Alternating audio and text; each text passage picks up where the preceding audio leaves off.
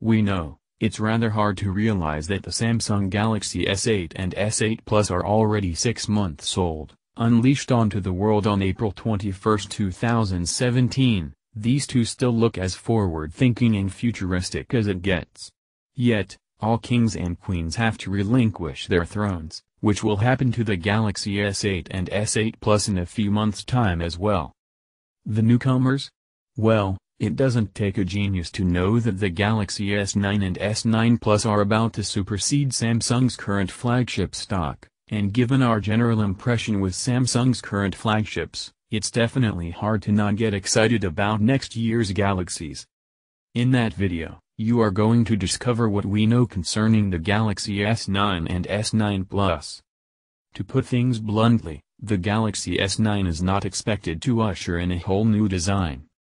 Unsurprisingly, the overall bezel-less aesthetics will most likely remain rather similar to what we saw with the Galaxy S8 and S8 Plus. Come to think of it, this is pretty sound and logical given that Samsung really outdid itself with the overall appearance of its flagship. The Galaxy S9 and S9 Plus will most certainly combine glass and aluminum in a premium, nicely crafted sandwich. As curved glass up front is now a signature of the company's high-end devices, seen on the Note 8 as well, it's normal to expect such a display from the S9 and S9 Plus. We expect that the rear glass will also remain nicely curved toward the aluminum frame of the handset, as this design approach not only looks exquisite but also makes the handset feel extremely nice in the hand. One recurring theme about 2017 was bezel-less design, and both the Galaxy S8 and S8 Plus were among the pioneers of this new trend that took the scene by storm. This design is going nowhere, but will most likely get perfected with each subsequent generation. Thus, the Galaxy S9 and S9 Plus could potentially slim those bezels further still and improve on the high screen-to-body ratio established by the Galaxy S8 and S8 Plus, though not doing that won't be a bad move either. Yes, bezels are dying a horrible, horrible death, and you will have to learn to love this new trend. Aside from pertaining the overall design of the S8 family, the S9 lineup is also rumored and expected to retain all the features of its predecessors. Water and dust resistance of the IP68 variety is most likely sticking around with the goal of shielding the gadgets from any hazardous external elements meddling with the fine electronics inside. The Bixby button, love it or hate it, is certainly staying around as Samsung is obviously quite invested into its take on the smart assistant trend. Hopefully, this one will be user customizable, though we wouldn't count on that. The iris scanner is also sticking around, but it's rumored to have a 3-megapixel sensor in contrast with the S8's 2-megapixels one, with the benefit of improved accuracy. Finally, we heard that one of the key Galaxy S9 features that Samsung will be proud of is the good old 3.5mm audio jack. In a time when it's cool to ditch the universal audio port for a digital counterpart, Samsung will reportedly shine among the majority of its competitors by still rocking an audio jack in a tightly sealed and water-resistant body. As of now, we haven't heard anything about stereo speakers, but having a pair of speakers on the S9 and S9 Plus will certainly be a pleasant surprise. So far, we haven't heard anything regarding the fingerprint scanner on the S9 and S9 Plus. It's doubtful that it will be embedded under the display, which is on almost anyone's wish list at this point, so we are likely going to see a rear-mounted sensor instead. Here's to hoping it's positioned more conveniently than the one on the S8 and S8 Plus. Judging by the fairly recent Galaxy A8 and Galaxy A8 Plus, Samsung might have come to its senses. These two feature a fingerprint scanner right below the camera module, which looks like an awfully more convenient spot for the vital biometric sensor. So far, that's all we know about the overall design features of the Galaxy S9 and S9 Plus. As we said, we don't expect a major shift in terms of design, which also means that we probably won't see an increase in display size on either the Galaxy S9 or the S9 Plus. Due to the lack of any concrete info, for now we will assume that the next Galaxies will boast the very same displays that made the cut on the S8 and S8 Plus. The smaller S9 will likely feature a 5.8-inch Super AMOLED Quad HD display with a resolution of 1440 by 2960 pixels, while the larger one will most likely remain a 6.2-inch offering of the same type and boasting the same resolution. We are also quite certain that the 18.5:9 aspect ratio will be here to stay. And while it's true that most kinds of multimedia don't make full use of the display since they're shot in other aspect ratios, such a tall but narrow screen is rather useful to hold and use even with a single hand. Support for the DCI-P3 and sRGB/Rec.709 color gamuts is also most definitely staying around. The same can be said about HDR. With these on board, the Galaxy S9 and S9 Plus will continue to be among the best devices for multimedia viewing.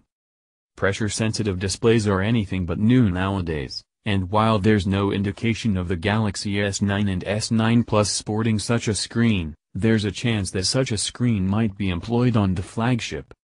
If anything, Samsung proved it's somewhat open to the idea with the S8's pressure-sensitive home screen area. One of the ways to differentiate the S9 and the S9 Plus from the S8 family would be to throw in such a functionality inside. What's more, the software support is already there, given that Android Oreo now allows for custom actions and more complex interactions with apps and features. If anyone aside from Apple can do it, it's definitely Samsung. After its debut on the Galaxy Note 8 a few months ago, it's open season for this dual camera setup. This means the Galaxy S9 and S9 Plus will most certainly be the next in line to get it. That said, it's still unclear if both handsets will boast dual rear cameras or only the S9 Plus will be getting one. The reason for that could be trivial. Things might get too cramped up in the smaller device and Samsung could be forced to compromise with the battery size, which was one of the reasons why the large Note 8 only packs a 3300 mAh battery at the rear. Doing that will also create another incentive for users to go with the larger model, given that both might be quite similar in terms of hardware and design, but here's to hoping both phones get the same camera setups. As on the Note 8, we expect the regular and a telephoto snappers to make the rounds. The zoom camera will allow for some neat portraiture thanks to its longer focal length and bespoke software that are already doing wonders for the Note 8, which is giving other dual-camera phones a solid run for their money. If anything, Samsung can only improve onto that, which is leaving us hopeful. Actually, Samsung announced two brand new ISOCELL camera sensors recently, which is heavily hinting that one of those two might make their way into the Galaxy S9 and S9 Plus. The first one is the 12-megapixels dual-pixel ISOCELL Fast 2.9 which comes with 1.28 MP and uses its pixels for both fast autofocusing and depth of field effects, just like the new Google Pixels do. The second one is the ISOCELL Slim 2x7. Which is the first camera sensor whose pixels are 0.9 micrometer in size. Reportedly, this won't lead to subpar image quality in low light conditions as Samsung has minimized noise and color crosstalk. Another feature that we could potentially see with the Galaxy S9 and S9 Plus is 4K video recording at 60 fps. This feature is coming to the Galaxy Note 8 via software update, which most likely means the Galaxy S9 and S9 Plus will have it out of the box. Just like its predecessors did with the Snapdragon 835, both the Galaxy S9 and S9 Plus are currently expected to hoard the full initial supply of Qualcomm's upcoming Snapdragon 845 chipsets. Yes, that's what will most definitely be ticking inside the US and Chinese versions of next year's Galaxies, whereas their international versions are traditionally expected to feature an Exynos chipset by Samsung. In the case of the S9 and S9 Plus, that might be the Exynos 9-Octa 9810 chipset, which is reportedly a 10nm offering headed straight for select versions of the anticipated flagships. Built on a 10nm manufacturing process, which is similar to the Snapdragon 835. But the all-new SD845 employs Samsung's LPP technology, low power plus, in contrast with SD835's use of LPE, Low power early. This means the new chip ekes out way more performance at the same rate of power consumption.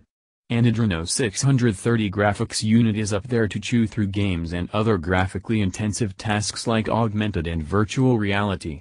Another exceptional trait of the next high-end Snapdragon could be its modem, which was built with 5G in mind and supports the mind-boggling LTE Cat/18, allowing it to theoretically top downlink speeds of 1.2 GB per second.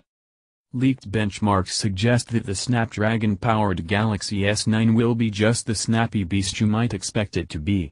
With a single-core score of 2,422 and a multi-core score of 8,351 points, the device will set new standards for Android performance. On the contrary, recent rumors reveal that Samsung's next Exynos could be built on an 8nm LPP manufacturing process, which could theoretically put it at an advantage over the Snapdragon 845 as it might be more efficient and pack more raw performance. That's a recurring theme with Samsung's flagships. Their Exynos versions are traditionally more efficient and have generally surpassed their Snapdragon counterparts. Further down the road, both the Galaxy S9 and the S9 Plus are rumored to come with 6 GB of RAM as standard on all models, matching the Galaxy Note 8 and this so vital hardware aspect. We have a feeling that an 8 GB RAM version could also get introduced later on, but we are yet to hear anything particular. Storage-wise, rumors put 128 GB of base storage in either the Galaxy S9 and the S9 Plus. Yes, you read that right, but have in mind that this rumor has only been ousted by one source, which has a spotty track record at best. Assuming that the Galaxy S9 and S9 Plus will feature 64 GB in their base version seems like a safe bet, though we wouldn't shoot down the possibility for 128 or even 256 gigs of storage in certain versions of the phones. A microSD card slot is currently believed to remain an integral part of the Galaxy S9 and S9 Plus, which is great news for people that like their videos in 4K resolution. A slight bump in terms of battery capacity is expected for the Galaxy S9. As per the most recent leaks, a 3200 mAh unit will most likely make it inside that one.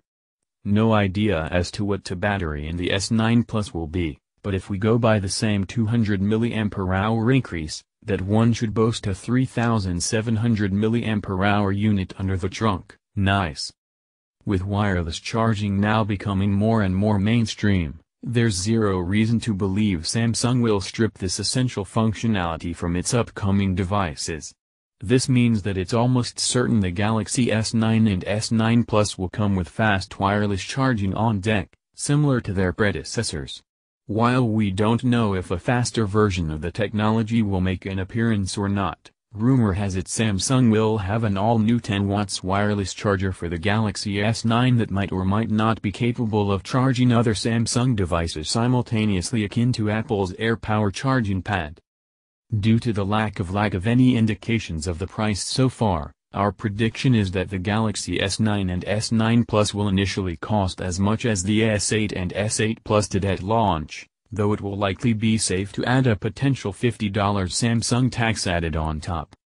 With that in mind, we'd put the Galaxy S9 and S9 Plus in the same ballpark.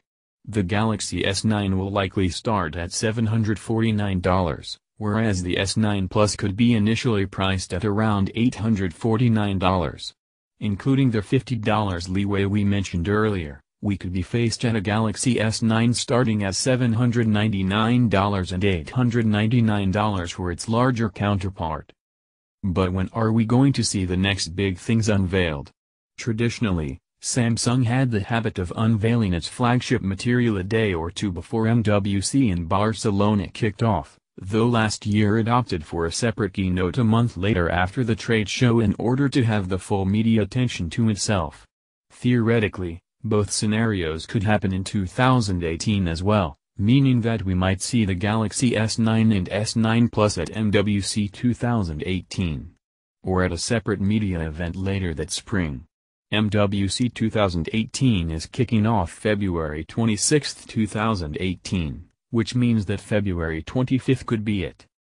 However, We heard through the grapevine that Samsung could be rushing things up and potentially unveil the Galaxy S9 and S9 Plus earlier next year so as to better compete with the recent crop of iPhones and all other high-end devices that want a piece of the lucrative cake. Keep your eyes peeled for that anticipated Unpacked event and rest assured we will keep you in the loop. Do you think the Samsung Galaxy S9 and S9 Plus will be the big hit of 2018? Let us know your thoughts and comments. To discover more Android and Samsung related content, don't hesitate to subscribe to the S Sorrels channel.